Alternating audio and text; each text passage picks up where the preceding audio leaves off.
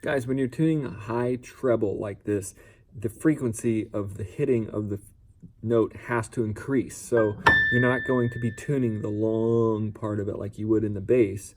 You're going to be tuning listening for the percussive part. So when you're tuning this, you're tuning in this register. Here's two strings. You're listening to that first part. It gets kind of wah wah when it goes longer. So you can't listen to that. You will train your ear to listen to the very first part of the note. You listen to your AccuTuner or you watch your AccuTuner, but when you're tuning the unison by ear, you'll be listening to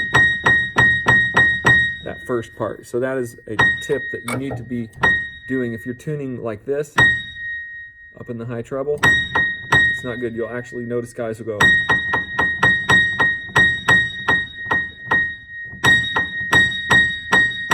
because they're tuning the percussive part of that first part they're tuning that first part. They're listening for clarity in that first part. Join us at apexpiano.com. You can become a really good treble tuner, but you've got to listen, and use those techniques.